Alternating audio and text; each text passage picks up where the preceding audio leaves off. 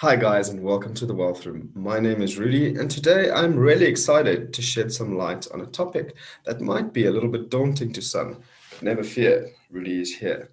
So today we're going to be talking about the 9 types of investment risks that you might have. And the reason for that is that if investments might be scary or daunting to you, I always say is rather fight the devil you know than the devil you don't. So let's get stuck into it.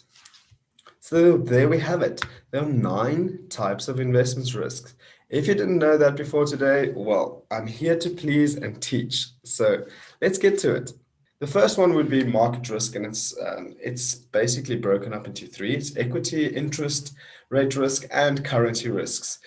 The market risk is the risk of your investment declining in value because of economic developments, not necessarily anything that you can do about it, but mitigate it in the way that you choose your funds and knowing that some of your investments will be exposed to these kind of risks. But if you are aware of what your strategy is and the time frame in which you're investing and the reason or the goal for your investment, these kind of investment risks shouldn't really play too much of a role if you're well aware of them.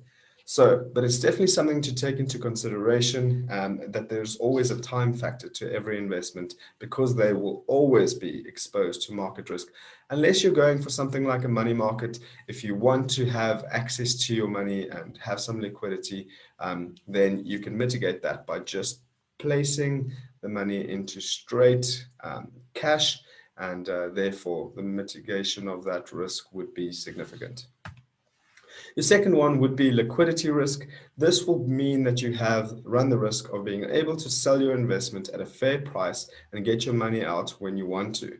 This happens to more people than you would believe.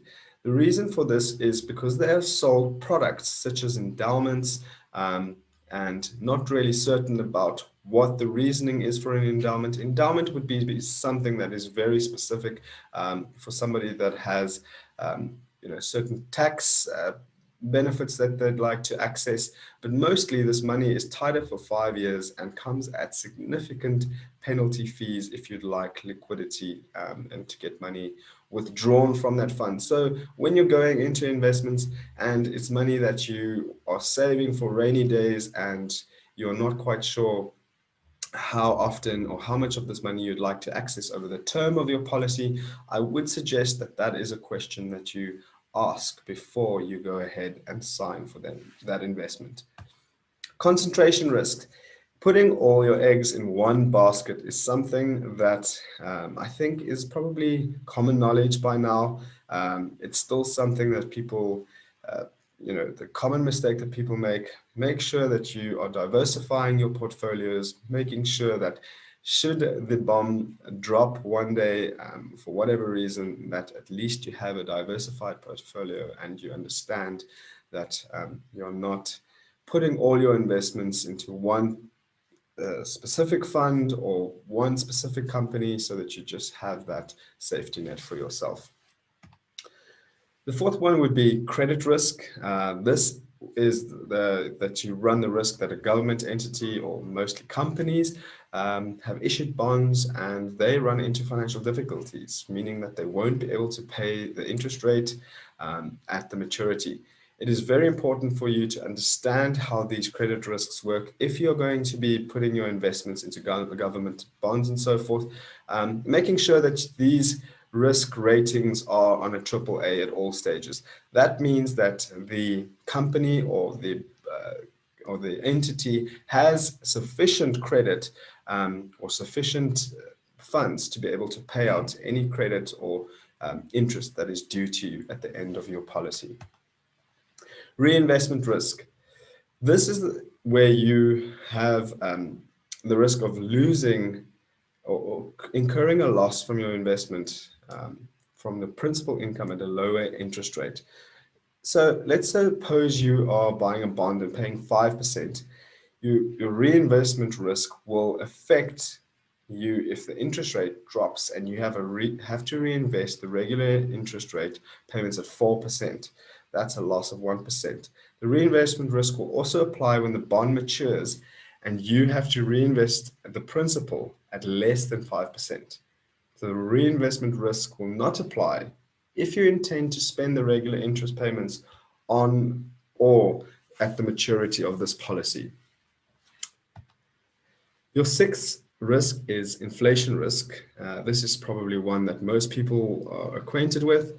This is just the purchasing power of money and how that erodes over time. So basically, if you have to go and buy a bread today, what that money would, or what that rand value or currency value would be, what would it cost to buy a bread in 20 years' time, because of the depreciation of the value of money over time. Horizon risk, this is something that I think not many people are familiar with. This is the risk that your investment horizon may be shortened because of unforeseen event. For example, the loss of your job. This may force you to sell your investments if you're expecting to hold it for long term, like a retirement annuity, and people get retrenched. Perhaps COVID happens and people need to have access to their money.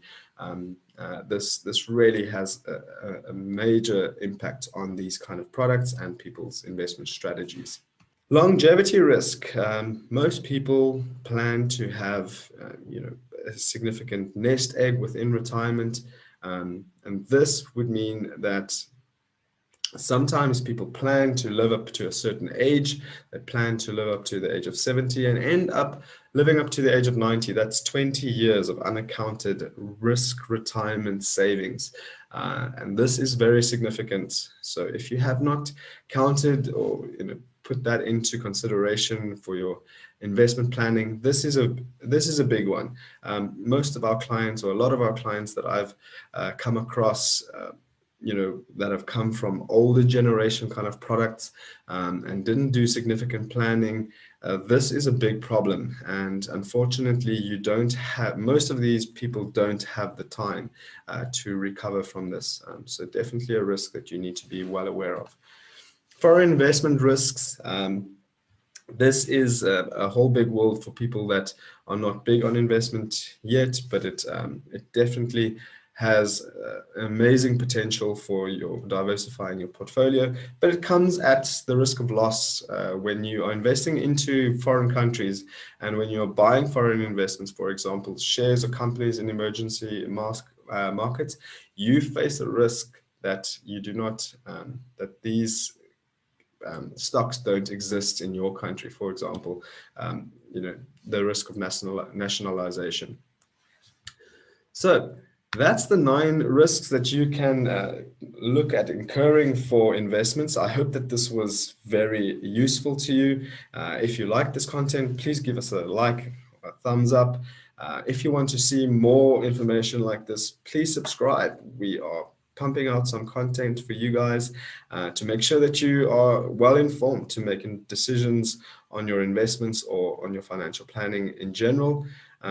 If there's anything that you would like to know from, regarding investments, please drop us a comment. We'd love to get in contact with you and just answer some of your concerns. Anyway, ciao for now. Thanks for your time.